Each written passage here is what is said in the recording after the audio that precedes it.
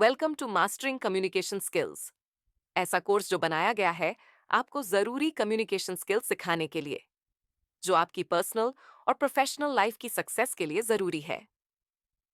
Engaging lessons और practical exercises से आप कॉन्फिडेंस और प्रोफिशिएंसी डेवलप करेंगे किसी भी सिचुएशन में इफेक्टिवली कम्युनिकेट करने में। Module 1, foundations of communication. Lesson 1, verbal communication. Lesson 1 में हम वर्बल कम्युनिकेशन के बारे में सीखेंगे। हम speaking skills, public speaking, active listening, articulation और वॉइस मॉड्यूलेशन सीखेंगे। Importance of speaking skills. Speaking skills personal और प्रोफेशनल सिचुएशंस दोनों में इंपॉर्टेंट है। चाहे एक प्रेजेंटेशन डिलीवर करना हो, मीटिंग में पार्टिसिपेट करना हो या कैजुअल कॉन्वर्सेशन में एंगेज करना हो, हमारी वर्बल कम्युनिकेशन इन्फ्लुएंस करती है कि दूसरे लोग हमें कैसे देखते हैं और हमारा मैसेज कितना अच्छे से समझते हैं। Understanding speaking skills. Speaking skills के वेरियस एलिमेंट्स होते हैं। आइए एक एक करके इन्हें समझते हैं। Components of speaking skills. Number 1, clarity. साफ बोलने से यह पक्का होता है कि आपका मैसेज दूसरों को आसानी से समझ आए। ध्यान रखिए अपने वर्ड्स को क्लियरली बोलने पर। मम्बलिंग या बहुत फास्ट बोलने से बचिए। Number 2, confidence. अपने स्पीकिंग एबिलिटीज में कॉन्फिडेंस से आप अटेंशन पाते हैं और अपना मैसेज पूरा यकीन के साथ कन्वे करते हैं। Number 3, tone. आपकी वॉइस की टोन इमोशंस और इंटेंशंस दिखाती है। अपनी टोन को अपने मैसेज के हिसाब से एडजस्ट कीजिए। Number 4, pace. ठीक स्पीड में बोलना आपकी ऑडियंस को इंगेज्ड रखता है और उन्हें आपका मैसेज समझने में मदद करता है। बहुत फास्ट या स्लो बोलने से बचिए। Number 5, body language. Non verbal इशारे जैसे जेस्चर्स, फेशियल एक्सप्रेशंस और पोस्चर आपके कम्युनिकेशन को और इफेक्टिव बनाते हैं। Tips for improving speaking skills. Tip number 1, focus on clarity. अपने थॉट्स को क्लियरली एक्सप्रेस करने की कोशिश कीजिए। Tip number 2, utilize body language. अपने बॉडी लैंग्वेज पर ध्यान दीजिए। आई कांटेक्ट मेंटेन कीजिए, गुड पोस्चर रखिए और जेस्चर्स यूज करके अपने मैसेज को कन्वे कीजिए। Tip number 3, practice regularly. हर अपॉर्चुनिटी का यूज कीजिए दूसरों के सामने बोलने के लिए, चाहे मीटिंग्स हो, प्रेजेंटेशंस हो या सोशल सेटिंग्स हो। Tip number 4, seek feedback. Teachers या फ्रेंड से फीडबैक मांगिए ये समझने के लिए कि आपको इंप्रूवमेंट कहाँ करना है और अपने स्पीकिंग स्टाइल को रिफाइन कीजिए। Tip number 5, record yourself. अपने स्पीचेस या प्रेजेंटेशंस को रिकॉर्ड कीजिए अपनी परफॉर्मेंस को चेक करने के लिए। Tip number 6, visualize success.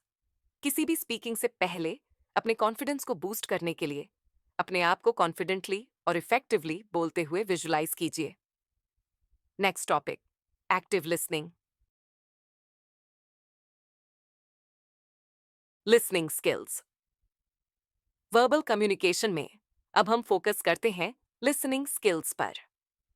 Listening effective communication का एक इंपॉर्टेंट कंपोनेंट है जो हमें दूसरों के पर्सपेक्टिव्स को समझने और मीनिंगफुल कनेक्शंस बनाने में मदद करता है। चलिए लिसनिंग के की प्रिंसिपल्स समझते हैं। Importance of active listening. Active listening का मतलब होता है स्पीकर के साथ फुली एंगेज करना, उनका मैसेज समझना और अप्रोप्रिएटली रिस्पॉन्ड करना। Components of active listening. Number 1, give your full attention. पूरी तरह से स्पीकर पर फोकस कीजिए, डिस्ट्रैक्शंस और इंटरप्शंस से बचिए। Number 2, show empathy. स्पीकर की जगह पर अपने आप को रखिए और उनके थॉट्स, फीलिंग्स और पर्सपेक्टिव्स को समझने की कोशिश कीजिए। Number 3, provide feedback. वर्बल और नॉन वर्बल इशारे कीजिए, यह दिखाने के लिए कि आप सुन रहे हैं और समझ रहे हैं, जैसे कि नॉडिंग, पैराफ्रेजिंग और क्वेश्चंस पूछना। Number 4, suspend judgement. ओपिनियंस बनाने या असम्पशंस करने से बचिए, स्पीकर को खुलकर बोलने दीजिए। Tips for improving active listening. Maintain eye contact. Attentiveness और रिस्पेक्ट शो कीजिए, स्पीकर के साथ आई कांटेक्ट बनाकर। Listen without interrupting. बीच में बोलने या जल्दी सॉल्यूशंस देने से बचिए। स्पीकर को पूरी तरह से एक्सप्रेस करने दीजिए। Practice reflective listening. स्पीकर का मैसेज समराइज कीजिए, ये दिखाने के लिए कि आप सब अच्छे से समझ पा रहे हैं और कॉन्वर्जेशन में एक्टिवली एंगेज्ड हैं। Stay open minded. नए आइडियाज और पर्सपेक्टिव्स को लेकर ओपन रहिए, चाहे वो आपके अपने बिलीव्स या ओपिनियंस से अलग हों। Cultivate patience. पेशेंस और टॉलरेंस बनाए रखिए, स्पेशली चैलेंजिंग या इमोशनली चार्ज्ड कॉन्वर्जेशंस में। Next topic, voice modulation. Voice modulation. अब हम फोकस करते हैं वॉइस मॉड्यूलेशन स्किल्स पर। वॉइस मॉड्यूलेशन का मतलब है अपनी वॉइस के पिच, टोन, पेस और वॉल्यूम को बदलना, ताकि मीनिंग और इमोशंस को अच्छे से दूसरों तक पहुंचाया जा सके। चलिए शुरू करते हैं। Importance of voice modulation. Voice modulation हमारी कम्युनिकेशन में डेप्थ और रिचनेस ऐड करता है और हमारे मैसेज को ज्यादा एंगेजिंग और इम्पैक्टफुल बनाता है। चाहे आप प्रेजेंटेशन दे रहे हो या कॉन्वर्सेशन में लगे हो, वॉइस मॉड्यूलेशन लिसनर्स को अट्रैक्ट करता है और उनकी समझ को बेहतर बनाता है। Components of voice modulation. Number 1, pitch. अपनी वॉइस का पिच बदलना स्पीच को ज्यादा इंटरेस्टिंग और एक्सप्रेसिव बनाता है। ऊपर नीचे पिचेस ट्राई करके अलग अलग इमोशंस और जोर दिखाएं। Number 2, tone. अपनी वॉइस का टोन बदलना मैसेज का मूड और मीनिंग को बदल सकता है। वार्म और इनवाइटिंग टोन समझ और सपोर्ट दिखाने के लिए यूज करें, और स्ट्रॉन्ग टोन अथॉरिटी और यकीन दिखाने के लिए। Number 3, pace. अपनी स्पीच का पेस कंट्रोल करना समझ और इंटरेस्ट को अफेक्ट करता है। धीरे बोलिए जब आप कुछ जरूरी कह रहे हैं या सोचने का टाइम दे रहे हैं, और तेज बोलिए जब एक्साइटमेंट या जल्दी दिखानी हो। Number 4, volume.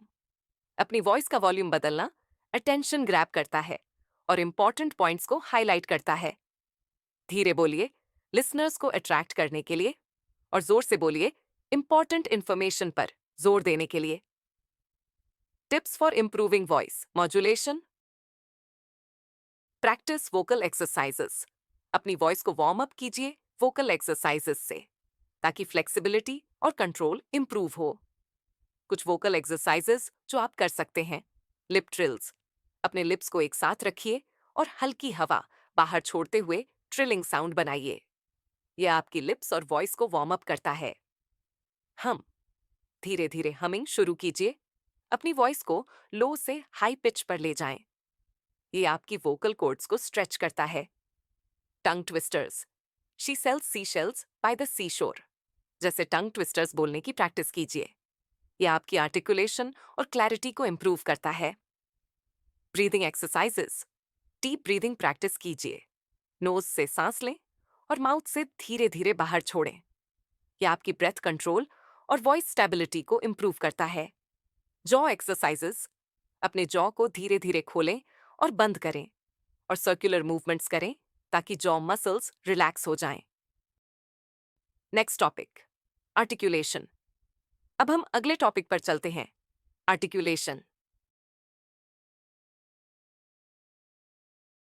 Articulation verbal communication को बेहतर बनाने के लिए अब हम आर्टिकुलेशन स्किल्स पर ध्यान देते हैं।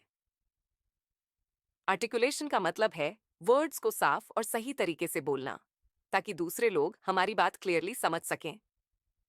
चलिए आर्टिकुलेशन के बारे में और गहराई से समझते हैं। Importance of articulation.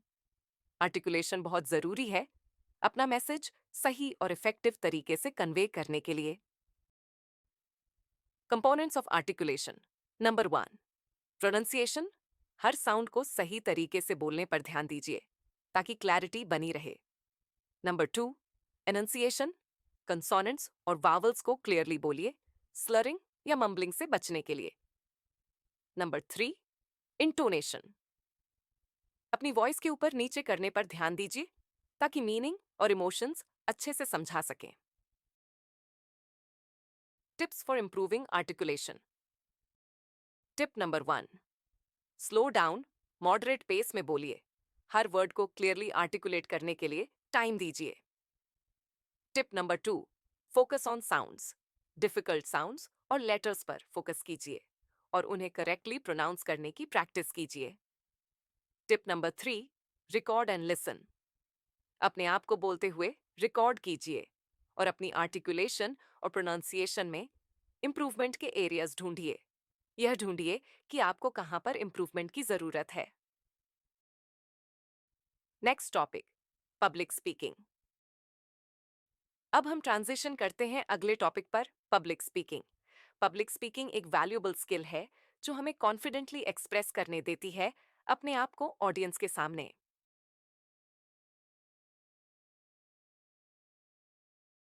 Public speaking. अब हम फोकस करते हैं पब्लिक स्पीकिंग स्किल्स पर। पब्लिक स्पीकिंग का मतलब है अपना मैसेज कॉन्फिडेंटली डिलीवर करना ऑडियंस को, चाहे वो एक स्पीच हो या एक इंपॉर्टेंट टॉक। चलिए देखते हैं पब्लिक स्पीकिंग के की एलिमेंट्स और कैसे इस वैल्यूएबल स्किल को मास्टर कर सकते हैं। Importance of public speaking. Public speaking एक इंपॉर्टेंट स्किल है लाइफ के अलग अलग एस्पेक्ट्स में, जैसे प्रोफेशनल सेटिंग्स, एकेडमिक प्रेजेंटेशंस और पर्सनल एंगेजमेंट्स। यह हमें अपने आइडियाज को अच्छे से बोलने, दूसरों को इंस्पायर करने और कम्युनिकेटर के रूप में अपना भरोसा बनाने में मदद करता है। Components of public speaking. Number 1, preparation. अच्छे से अपने कंटेंट को प्रिपेयर कीजिए। टॉपिक्स का रिसर्च करना, अपने थॉट्स को ऑर्गेनाइज करना और एक आउटलाइन या स्क्रिप्ट बनाना। Number 2, confidence. अपने पोस्चर और वॉइस से कॉन्फिडेंस दिखाइए, अपनी ऑडियंस को अपनी अथॉरिटी और भरोसा समझाते हुए। Number 3, engagement. अपनी ऑडियंस को इंगेज रखिए, स्टोरी टेलिंग, छोटी कहानियों, ह्यूमर या इंटरैक्टिव एलिमेंट्स के थ्रू, ताकि उनका इंटरेस्ट और अटेंशन बना रहे। Number 4, structure. अपनी स्पीच को स्ट्रक्चर कीजिए, एक क्लियर इंट्रोडक्शन, बॉडी और कंक्लूजन के साथ, की पॉइंट्स और ट्रांजिशंस को आउटलाइन करके, ताकि आप अपनी ऑडियंस को प्रेजेंटेशन के थ्रू गाइड कर सकें। Number 5, delivery. अपनी डिलीवरी की प्रैक्टिस कीजिए, इंक्लूडिंग वॉइस मॉड्यूलेशन, पेसिंग और आई कांटेक्ट, ताकि स्मूथ और इंपैक्टफुल कम्युनिकेशन हो सके। Tips for improving public speaking. Rehearse. अपनी स्पीच को बार बार प्रैक्टिस कीजिए, चाहे अकेले हो या ट्रस्टेड फ्रेंड के सामने, ताकि आप अपनी स्पीच डिलीवरी को रिफाइन कर सकें और कॉन्फिडेंस बिल्ड हो सके। Manage nervousness. अपनी नर्वस एनर्जी को पैशन में बदल दीजिए और रिलैक्सेशन टेक्निक्स यूज कीजिए, जैसे डीप ब्रीदिंग या विजुअलाइजेशन, ताकि बोलने से पहले नर्व्स को काम कर सकें। Seek feedback. पीयर्स, मेंटोर्स या ऑडियंस मेंबर्स से फीडबैक मांगिए, ताकि इंप्रूवमेंट एरियाज आइडेंटिफाई कर सकें और अपने पब्लिक स्पीकिंग स्किल्स को अच्छा कर सकें। Next lesson, non verbal communication. अब हम अगले टॉपिक पर चलते हैं, non verbal communication.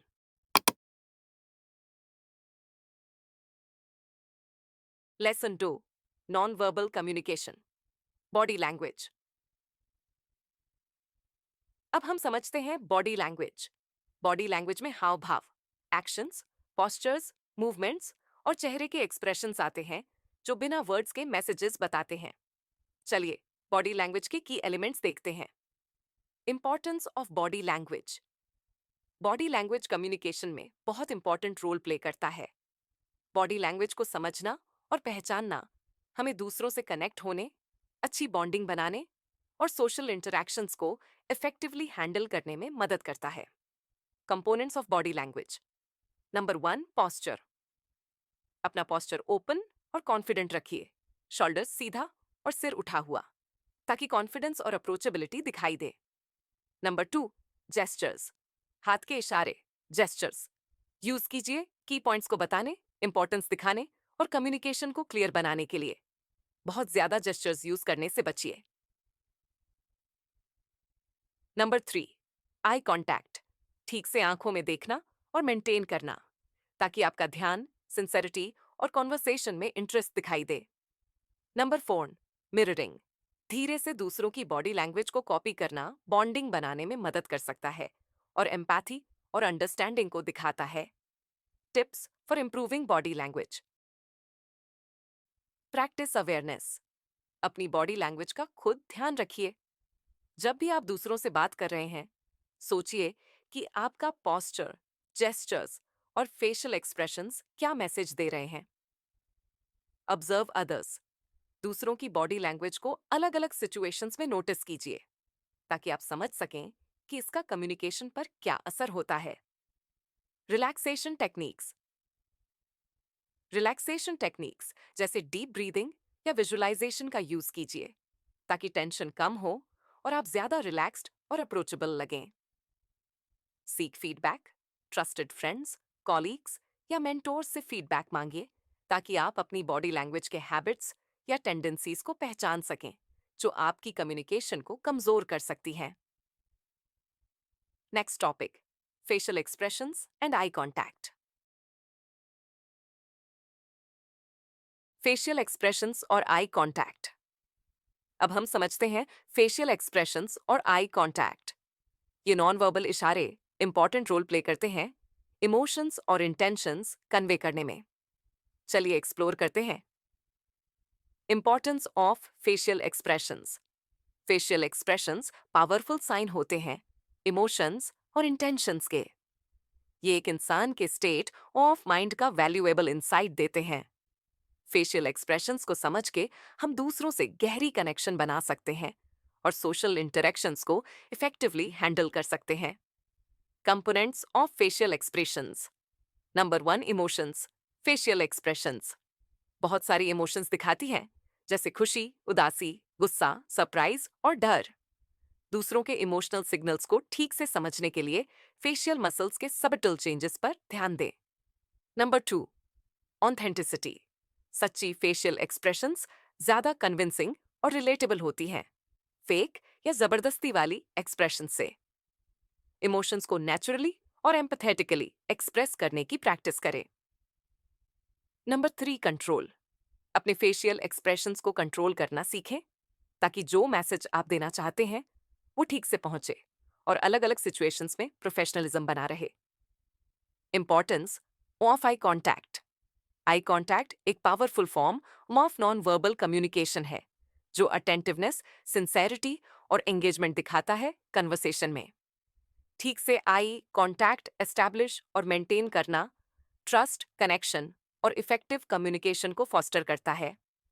Components of eye contact. Number 1, establishing eye contact.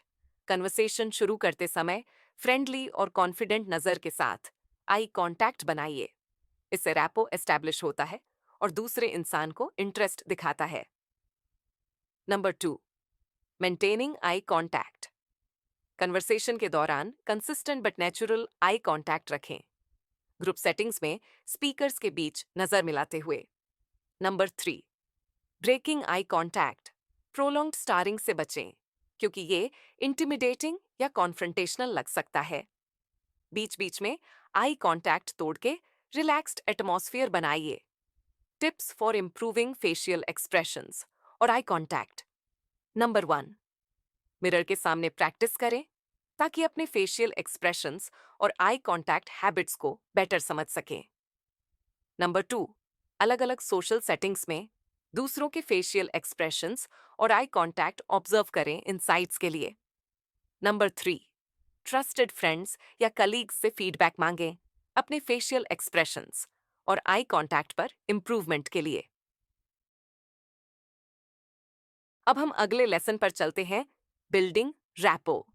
इसका मतलब है दूसरों के साथ कनेक्ट करना, ट्रस्ट बिल्ड करना और एक दूसरे को समझना। Lesson 3, rapport building. असर्टिवनेस। हमारी कम्युनिकेशन स्किल्स की जर्नी में अब हम असर्टिवनेस की स्किल को एक्सप्लोर करते हैं जो बहुत इंपॉर्टेंट है। असर्टिवनेस का मतलब है अपनी बात को कॉन्फिडेंटली और रिस्पेक्टफुली कहना बिना दूसरों के साथ रिलेशन खराब किए। चलिए समझते हैं असर्टिवनेस का क्या इंपॉर्टेंस है और कैसे इस स्किल को मास्टर करके हम अपने कनेक्शंस को बेटर कर सकते हैं। Importance of assertiveness. असर्टिवनेस जरूरी है हेल्दी रिलेशनशिप्स बनाने के लिए, बाउंड्रीज सेट करने के लिए और कॉन्फ्लिक्ट्स को कंस्ट्रक्टिवली रिजॉल्व करने के लिए। ये हमें अपनी नीड्स, ओपिनियंस और फीलिंग्स को हॉनेस्टली और डायरेक्टली एक्सप्रेस करने देता है, बिना दूसरों के राइट्स और पर्सपेक्टिव्स को डिसरेस्पेक्ट किए। Components of assertiveness. Number 1, clear communication. Assertiveness का मतलब है अपनी बात को क्लियरली और डायरेक्टली कहना, बिना पैसिव या एग्रेसिव हुए। आई स्टेटमेंट्स का यूज करें अपने थॉट्स, फीलिंग्स और न्यूज को कन्वे करने के लिए। Number 2, confidence. असर्टिव लोग अपनी एबिलिटीज, ओपिनियंस और डिसीजंस पर कॉन्फिडेंस रखते हैं, जो लोगों पर उनका भरोसा और असर को बढ़ाता है। Number 3, respect. असर्टिवनेस का मतलब है दूसरों के राइट्स, ओपिनियंस और बाउंड्रीज का रिस्पेक्ट करना, और साथ ही अपनी न्यूज और इंटरेस्ट्स को भी समझना। Number 4, active listening. असर्टिवनेस में एक्टिव लिसनिंग स्किल्स भी शामिल हैं, जैसे दूसरों की बात को अपने शब्दों में दोबारा कहना, बातें साफ करना और उनकी फीलिंग्स को समझना, ताकि दूसरों के पर्सपेक्टिव्स को समझा और माना जा सके। असर्टिवनेस सुधारने के tips. Number 1, practice self awareness.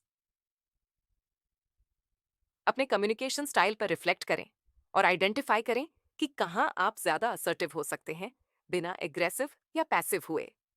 Number 2, role play scenarios. Assertive communication को अलग अलग सिनारियोस में प्रैक्टिस करें, जैसे नेगोशिएशन, डिसएग्रीमेंट एक्सप्रेस करना या बाउंड्रीज सेट करना। Number 3, use assertive body language.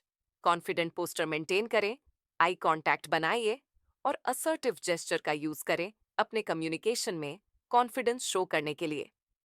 Number 4, assertive response techniques.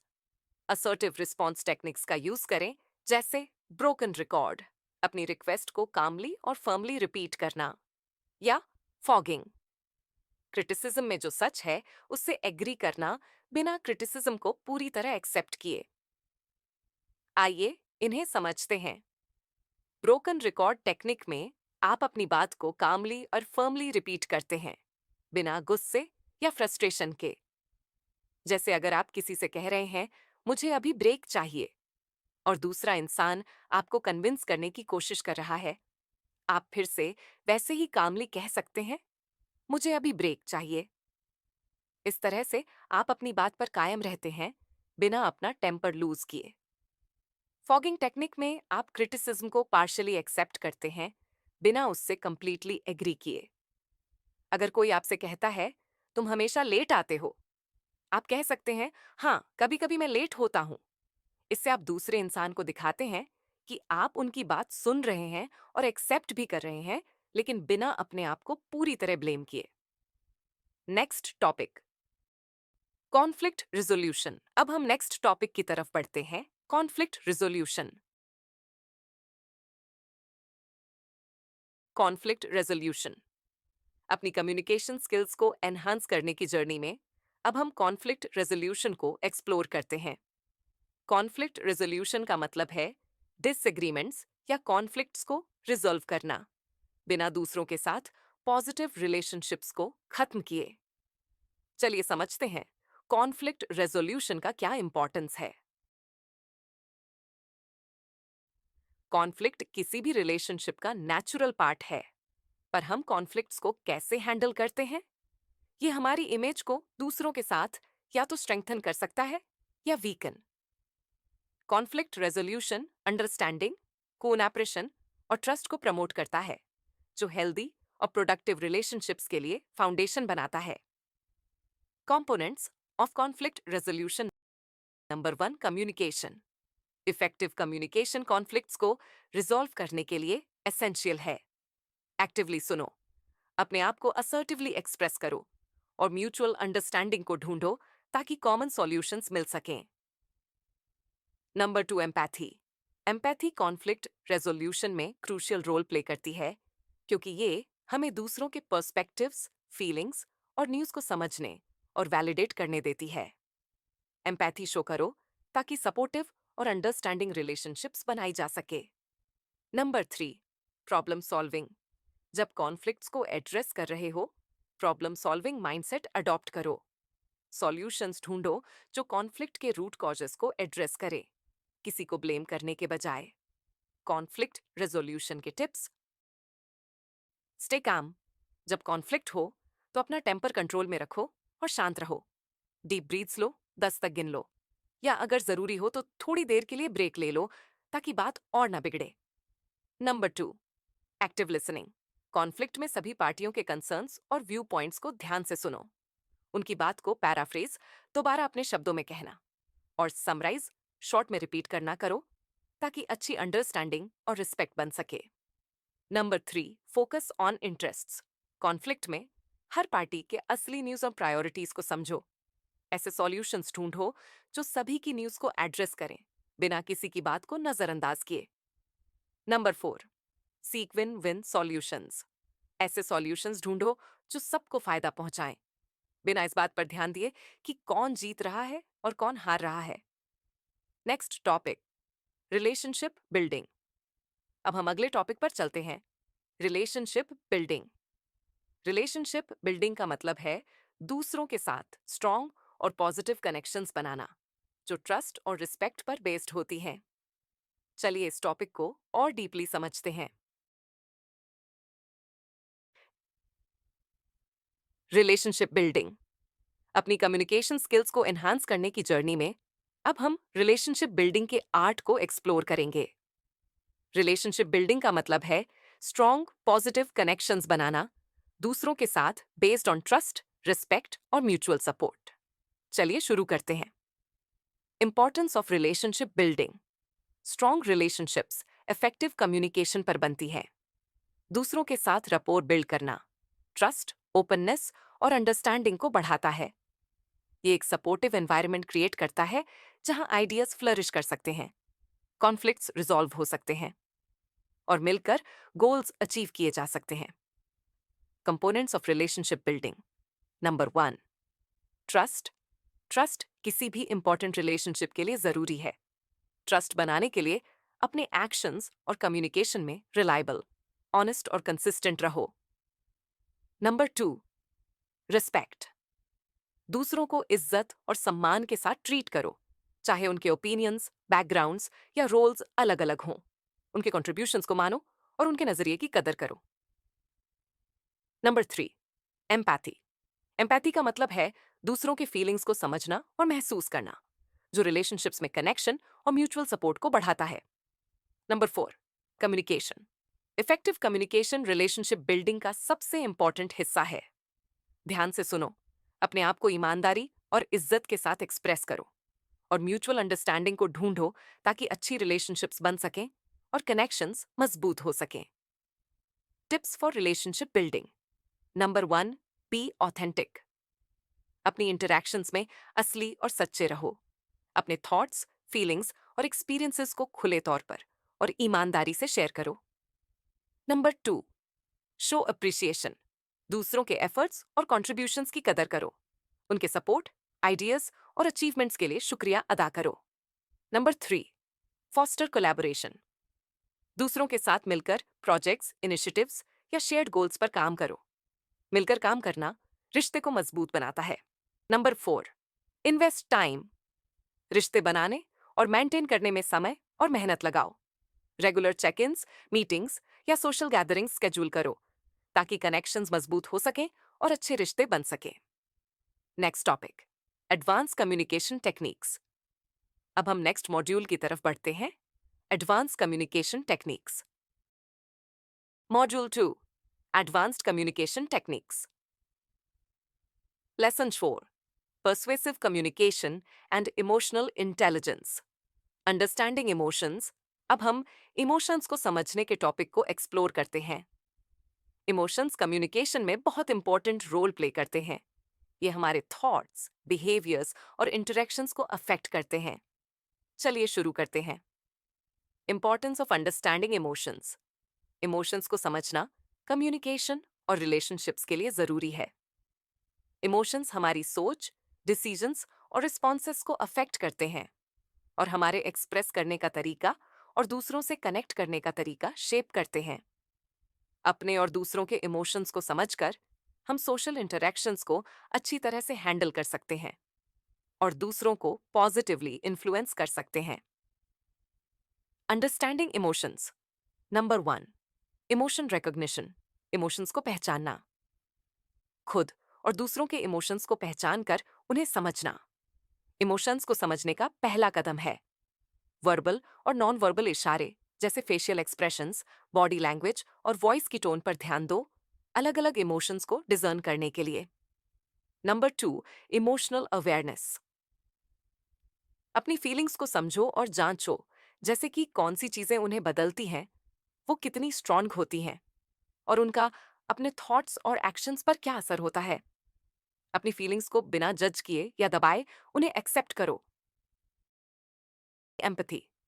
Empathy का मतलब है दूसरों के जज्बात को समझना और महसूस करना। दूसरों के नजरिए और इमोशंस को समझकर एम्पथी प्रैक्टिस करो, जो कनेक्शन और अच्छी दोस्ती बनाने में मदद करता है। Number 4, emotional vocabulary. अपने जज्बात को बताने वाले शब्दों को बढ़ाओ ताकि अपनी फीलिंग्स को ठीक से समझा और कह सको। अपनी इमोशंस को ठीक से बताने की एबिलिटी आपको अच्छी बातचीत और कॉन्फ्लिक्ट्स को अच्छे से सॉल्व करने में मदद करती है। Tips to understand emotions. Tip number 1, reflect on emotions. हर सिचुएशन में अपने और दूसरों के जज्बात पर ध्यान करो। इन जज्बात के पीछे का रीजन और ट्रिगर्स को समझने की कोशिश करो। Tip number 2, practice active listening. दूसरों के जज्बात को ध्यान से सुनो, उनके फीलिंग्स को मानो और एम्पथी दिखाओ। उनके जज्बात को अपने शब्दों में दोबारा कहकर समझने का एहसास दिलाओ और अच्छी बातचीत के लिए सपोर्टिव एनवायरनमेंट बनाओ। Tip number 3, seek feedback. अपनी इमोशनल इंटेलिजेंस और कम्युनिकेशन स्किल्स पर ट्रस्टेड फ्रेंड्स या मेंटर्स से फीडबैक लो। उनके इंसाइट्स का यूज करके अपने स्किल्स में इंप्रूवमेंट करो और इमोशंस को समझने की अपनी एबिलिटी को बेटर करो। Tip number 4, read emotional cues. Communication में इमोशनल साइन पर ध्यान दो, जैसे tone of voice, choice of words और बॉडी लैंग्वेज। इन साइन को समझो ताकि इमोशंस को समझ सको और सही तरीके से रिस्पॉन्ड कर सको। Next topic, social awareness. अब हम सोशल अवेयरनेस के टॉपिक को एक्सप्लोर करेंगे। सोशल अवेयरनेस का मतलब है समझना कि लोगों का बिहेवियर, उनकी बातें और उनके इमोशंस अलग अलग सिचुएशंस में कैसे होते हैं। चलिए देखते हैं सोशल अवेयरनेस क्यों इंपॉर्टेंट है और ये हमारे कम्युनिकेशन स्किल्स को कैसे बेहतर बना सकती है। Importance of social awareness. Social awareness हमें सोशल इंटरेक्शंस को समझने और उन्हें इफेक्टिवली हैंडल करने की एबिलिटी देती है। ये हमें दूसरों के नजरिए को समझने और अपनी कम्युनिकेशन स्टाइल को उनके हिसाब से बदलने में मदद करती है। इससे हम अच्छी बॉन्डिंग बना सकते हैं, एम्पैथी को बढ़ा सकते हैं और दूसरों के साथ मीनिंगफुल कनेक्शंस एस्टैब्लिश कर सकते हैं। Components of social awareness. Number 1, social cues को समझना। वर्बल और नॉन वर्बल क्यूज जैसे बॉडी लैंग्वेज, फेशियल एक्सप्रेशंस और वॉइस टोन पर ध्यान दो ताकि दूसरों के इमोशंस और इंटेंशंस को समझ सको। नंबर 2, ग्रुप डायनामिक्स को समझना। ग्रुप में कौन ज्यादा पावरफुल है, किसकी बात सब मानते हैं और किसके क्या रोल है, ये समझो। ये भी समझो कि ये चीजें ग्रुप के बाकी लोगों से बात करने और फैसले लेने पर कैसे असर डालती है। नंबर 3, सोशल नॉर्म्स को समझना। हर कल्चर, सोसाइटी और सिचुएशन के अपने रूल्स और तरीके होते हैं। इन रूल्स को समझो और फॉलो करो ताकि आपकी बात और सामने वाले की बात सही तरीके से समझ आ जाए। Tips for social awareness. Tip number 1, observe and listen. Social interactions को केयरफुली देखो और समझो कि सिचुएशंस में क्या हो रहा है और दूसरों को क्या चाहिए। Tip number 2, ask questions. Question से इंफॉर्मेशन कलेक्ट करो दूसरों के पर्सपेक्टिव्स और एक्सपीरियंसेस के बारे में। Next topic, negotiation skills.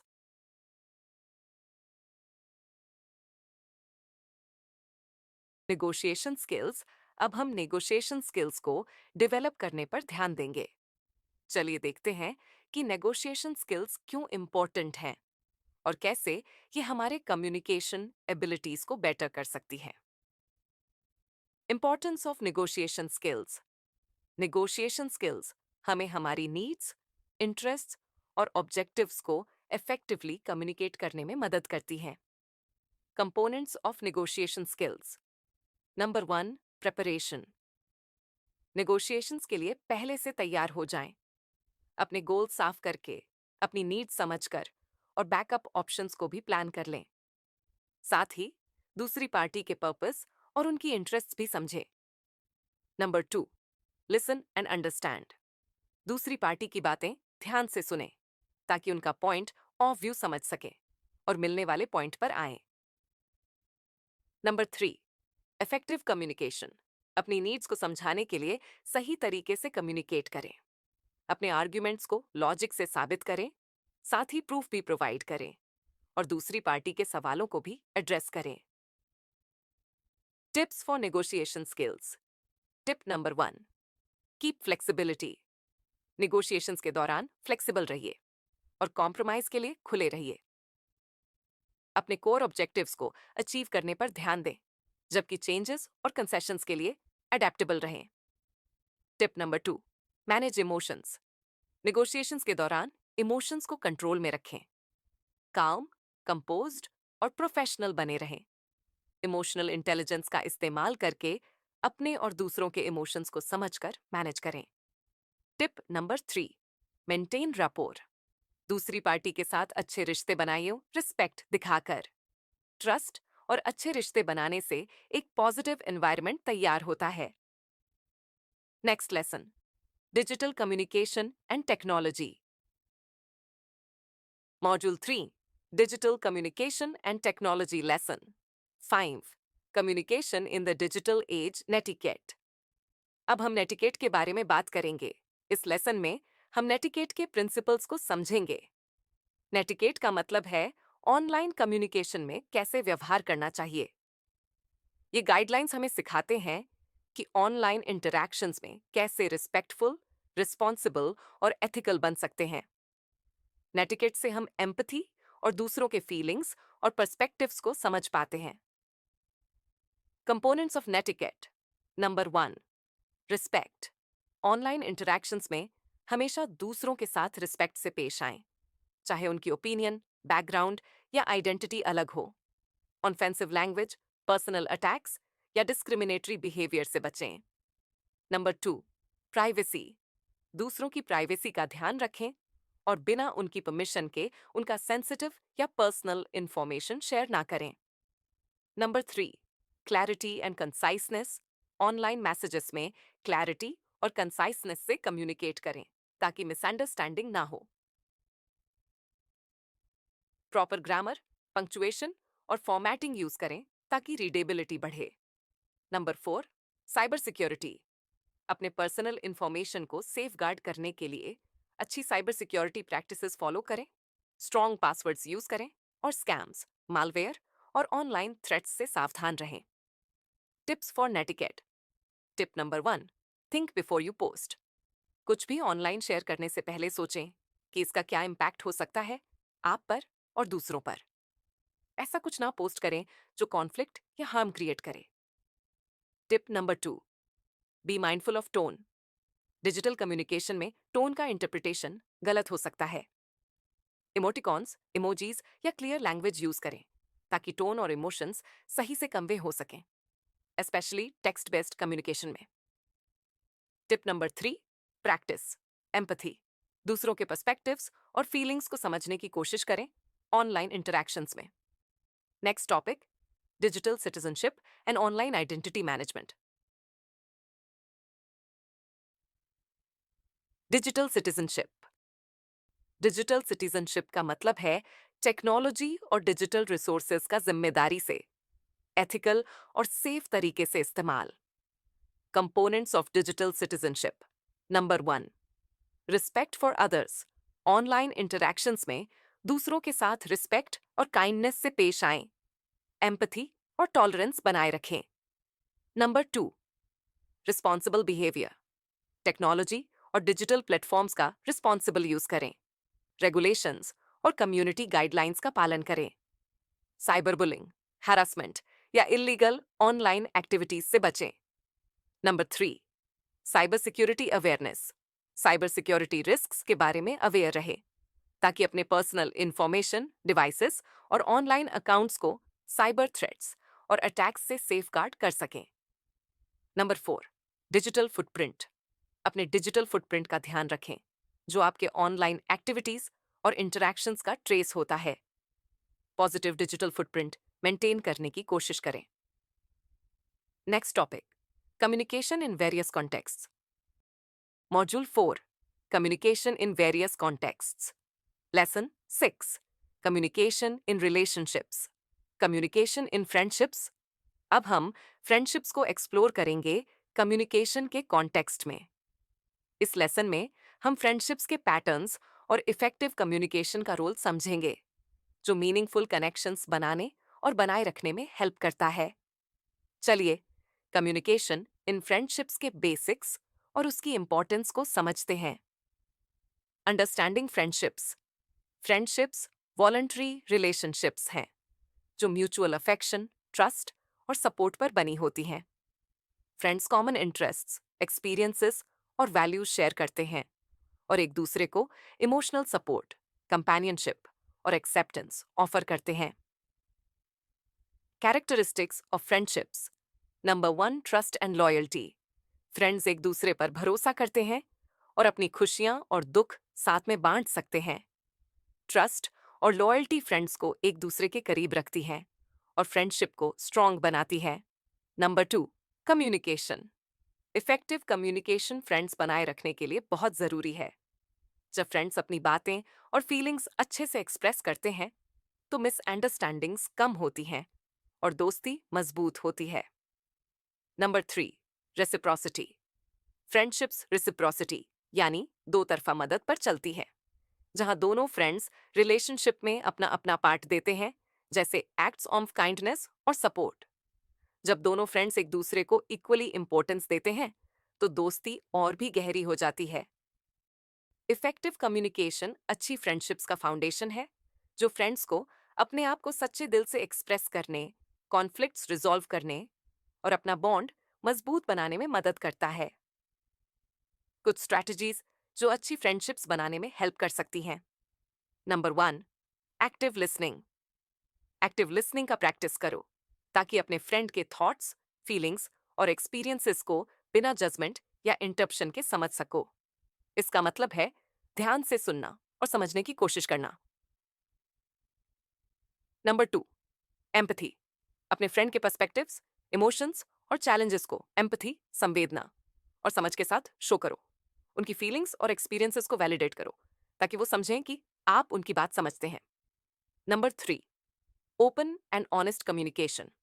खुलकर और ईमानदारी से कम्युनिकेशन करो।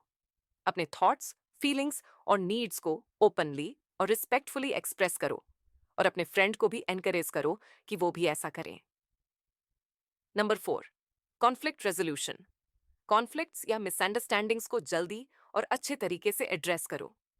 इफेक्टिव कम्युनिकेशन और प्रॉब्लम सॉल्विंग स्किल्स यूज करके सॉल्यूशंस तक पहुंचने की कोशिश करो। Number 5, support. अपने फ्रेंड को सपोर्ट ऑफर करो, उनकी अचीवमेंट्स को सेलिब्रेट करो और मुश्किल वक्त में हेल्प प्रोवाइड करो। Next topic, conflict resolution in relationships. Conflict resolution in relationships. आज हम एक्सप्लोर करेंगे कॉन्फ्लिक्ट रेजोल्यूशन के बारे में।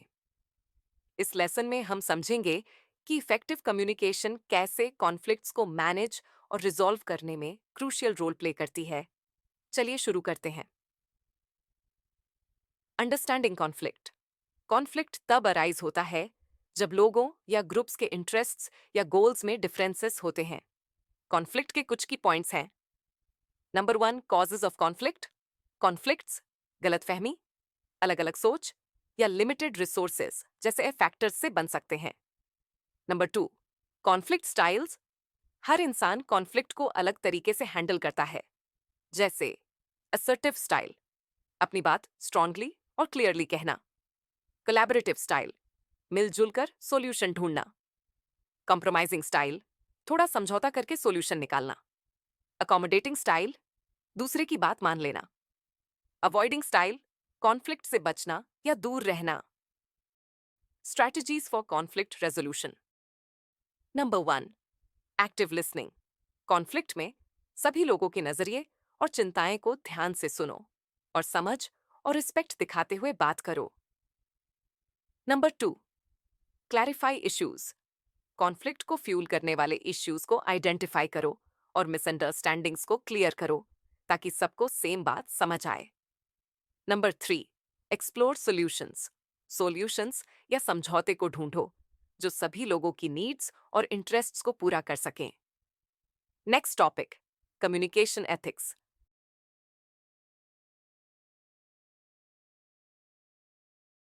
Ethical considerations in communication.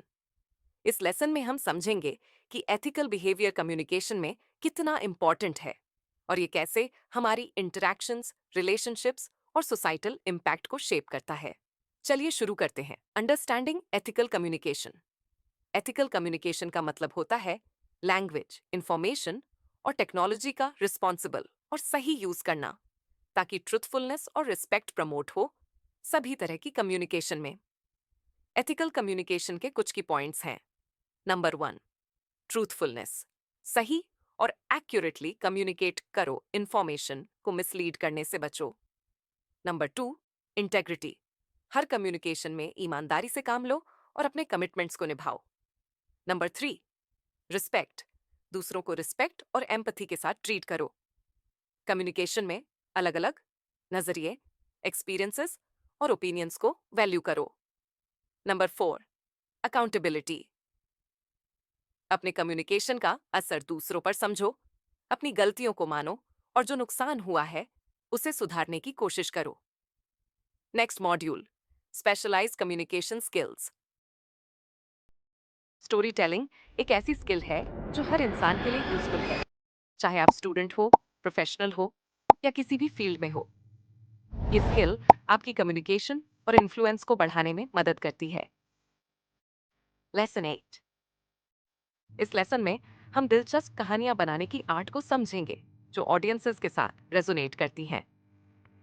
Narrative techniques essential tools हैं स्टोरी टेलर्स के लिए, इमोशंस को जगाने और मैसेजेस आसानी से समझाने के लिए।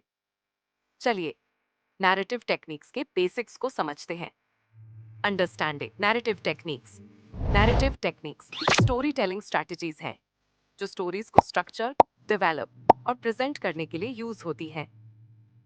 आइए कुछ नैरेटिव टेक्निक्स के बारे में समझते हैं। Number 1, plot development. एक ऐसी कहानी बनाना जो इंटरेस्टिंग हो और जिसमें कैरेक्टर्स, सेटिंग्स, कॉन्फ्लिक्ट्स और रेजोल्यूशंस अच्छे से डिफाइन हो। Number 2, characterisation. कैरेक्टर्स को ऐसे डेवलप करना जो डीप, कॉम्प्लेक्स और रिलेटेबल हो, उनकी पर्सनालिटीज, मोटिवेशंस और इंटरैक्शंस के जरिए। Number 3, point of view. ये डिसाइड करना कि स्टोरी किस नजर से बताई जा रही है, जैसे फर्स्ट पर्सन, थर्ड पर्सन या ओमनिशिएंट, जो रीडर के एक्सपीरियंस और स्टोरी को समझने के तरीके को शेप करता है। Number 4, dialogue. ऐसे डायलॉग्स लिखना जो रियल लगते हो और जो कैरेक्टर ट्रेट्स को दिखाते हैं, प्लॉट को आगे बढ़ाते हैं और रीडर्स को स्टोरी में इन्वॉल्व रखते हैं। Number 5, setting N atmosphere. ऐसा इमर्सिव एटमॉस्फेयर क्रिएट करना जो मूड बनाते हैं और रीडर को स्टोरी में पूरी तरह से इन्वॉल्व कर देते हैं। Number 6, narrative structure. स्टोरी के एलिमेंट्स को ऑर्गेनाइज करना, जैसे शुरुआत, कॉन्फ्लिक्ट का बढ़ना, सबसे इंटेंस मोमेंट, कॉन्फ्लिक्ट का कम होना और एंड, ताकि एक इंगेजिंग कहानी बन सके। इन टेक्निक्स को समझकर और यूज करके आप अपनी स्टोरी टेलिंग स्किल्स को एनहांस कर सकते हो और ज्यादा इंगेजिंग और मेमोरेबल कहानियां बना सकते हो। आइए इन टेक्निक्स को एक एग्जाम्पल से समझते हैं। एग्जाम्पल, स्टोरी, अमन की सफलता की कहानी। अमन एक छोटे शहर का एम्बिशियस और हार्ड वर्किंग लड़का, हमेशा अपना बिजनेस शुरू करने का सपना देखता था। अपने परिवार की सपोर्ट के साथ उसने अपने सपने को सच करने का फैसला किया, लेकिन उसके रास्ते में कई चैलेंजेस थे। कम रिसोर्सेज, ज्यादा कंपटीशन और अपने ऊपर भरोसा करने की कमी। अमन ने अपने पुराने दोस्त रोहित से सलाह ली। रोहित ने कहा, तुझे अपनी यूनिक स्किल्स और आइडियाज पर भरोसा करना होगा। हार्ड वर्क और पेशेंस से तू जरूर सफल होगा। धन्यवाद करते हुए अमन ने अपना बेस्ट देने का वादा किया। उसने माया, एक एक्सपीरियंस्ड एंटरप्रेन्योर, से भी सीखा। अमन, फेलियर से घबराना मत, माया ने कहा। ये तुम्हें और स्ट्रांग बनाएगा। शहर में अपना बिजनेस सेटअप करते हुए अमन को कंपटीशन का सामना करना पड़ा, लेकिन अपनी डिटर्मिनेशन और मेंटोर्स की गाइडेंस के साथ उसने एक बड़ा ऑर्डर सिक्योर किया, जो उसकी कंपनी को सक्सेस की तरफ ले गया। अपने बिजनेस को एक्सपैंड करते हुए अमन ने अपने सपने को सच किया। उसने अपने परिवार को प्राउड बनाया और सबको दिखाया कि मेहनत, डिटर्मिनेशन और सही मेंटोरशिप से कोई भी सपना सच हो सकता है। इस स्टोरी में प्लॉट डेवलपमेंट ऐसे हुआ है। प्लॉट: अमन, एक एम्बिशियस और हार्ड वर्किंग लड़का, अपने सपनों का बिजनेस शुरू करने की यात्रा पर निकलता है। रास्ते में वह कई चैलेंजेस का सामना करता है, नए मेंटर्स और फ्रेंड्स से मिलता है जो उसकी मदद करते हैं। अंत में अमन अपने बिजनेस को सफलता की शिखर पर पहुंचाता है और अपने परिवार और कम्युनिटी को प्राउड बनाता है।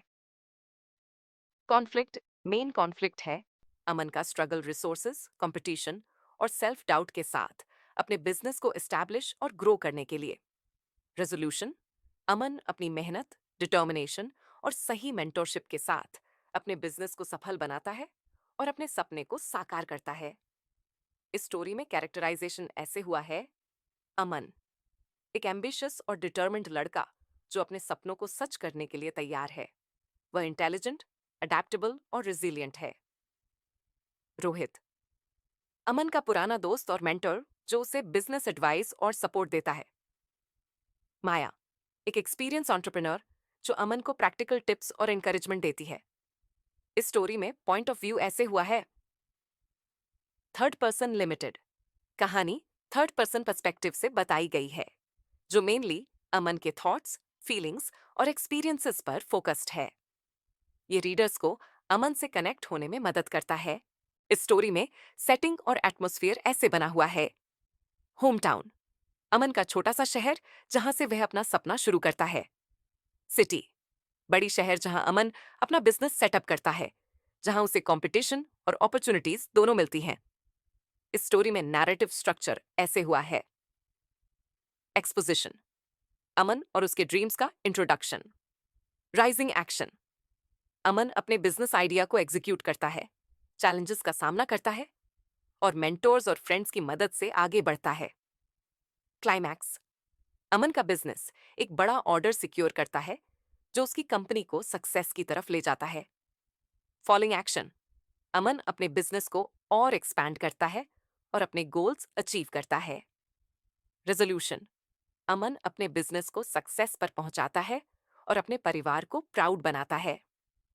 Tips for using narrative techniques. Number 1, begin with a strong hook.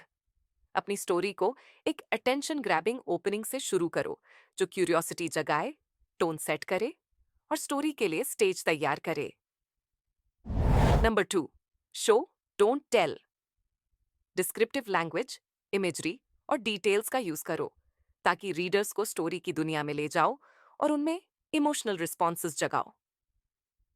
Number 3, develop dynamic characters. Multi dimensional characters बनाओ जिनके स्ट्रेंथ्स, फ्लॉज और रिलेटेबल क्वालिटीज हो। ऐसे कैरेक्टर्स जो रीडर्स के साथ एम्पैथी क्रिएट कर सके। Number 4, build tension and suspense. Conflict, obstacles और चैलेंजेस इंट्रोड्यूस करो जो नैरेटिव को आगे बढ़ाए और रीडर्स को स्टोरी में इंटरेस्टेड रखे। ये नैरेटिव टेक्निक्स यूज करके तुम अपनी स्टोरी टेलिंग स्किल्स को इम्प्रूव कर सकते हो और अपनी स्टोरीज को और भी एंगेजिंग और इम्पैक्टफुल बना सकते हो। Next topic, engaging an audience through story telling. Engaging an audience through story telling. Introduction: आज हम ऑडियंस को एंगेज करने के टेक्निक्स और स्ट्रेटजीज को एक्सप्लोर करेंगे स्टोरी टेलिंग के थ्रू। इस लेसन में हम समझेंगे कि स्टोरी टेलर्स कैसे अपनी ऑडियंस का अटेंशन कैप्टिवेट कर सकते हैं, इमोशंस इवोक कर सकते हैं और मीनिंगफुल कनेक्शंस क्रिएट कर सकते हैं। अंडरस्टैंडिंग ऑडियंस एंगेजमेंट के कुछ एलिमेंट्स हैं। Number 1, emotional resonance. Story telling में इमोशंस को जगाना, जैसे एम्पैथी, एक्साइटमेंट, सस्पेंस या नॉस्टैल्जिया। ये तब होता है जब स्टोरी ऑडियंस के एक्सपीरियंसेस, वैल्यूज और बिलीव्स के साथ मैच करती है। Number 2, immersive experience.